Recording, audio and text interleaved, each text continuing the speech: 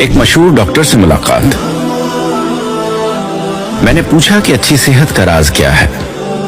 कहने लगे बस बीमार ना पड़ो। मैंने कहा कि ये तो हमारे बस में नहीं है। हंसते हुए कहने लगे बिल्कुल है।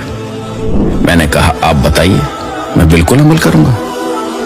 वो मेरे करीब आकर आहिस्ता से कहने लगे कि मुंह में कभी भी कोई चीज बिस्मिल्लाह के बगैर न डालना, चाहे पानी का कतरा हो या चने का दाना। मैं खामोश हो गया। फिर कहने लगे कि अल्लाह ने कोई भी चीज बेमकसद और बिला वजह नहीं बनाई है। हर चीज में हिकमत है और इसमें फायदे और नुकसान दोनों पोशीदा हैं। जब हम कोई भी चीज बिस्मिल्लाह पढ़कर मुंह में डालते हैं तो अल्लाह इसमें से नुकसान निकाल देता है।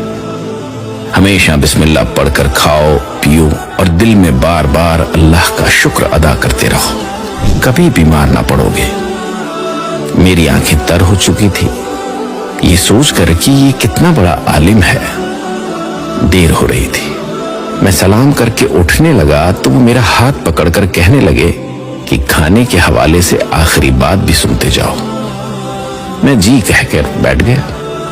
कहने लगे अगर किसी के साथ बैठकर खाना खा रहे हो तो कभी भूल कर भी पहल ना किया करो। चाहे कितनी भी भूख लगी हो, पहले सामने वाले की प्लेट में डालो। जब तक वो अपने मुंह में लुकमा ना रख ले तुम शुरू ना किया करो। मेरी हिम्मत नहीं हो रही थी कि इसका फायदा पूछूं, लेकिन वो खुद ही बताने लगे तुम्हारे खाने का सदका अदा हो गया और साथ ही अल्लाह भी राजी हुआ कि तुमने पहले उसके बंदे का ख्याल किया। याद रखो, खाना जिस्म की और बिस्मिल्लाह रूह की ग़िज़ा है। अब बताओ, तुम ऐसे खाने से बीमार पड़ सकते हो?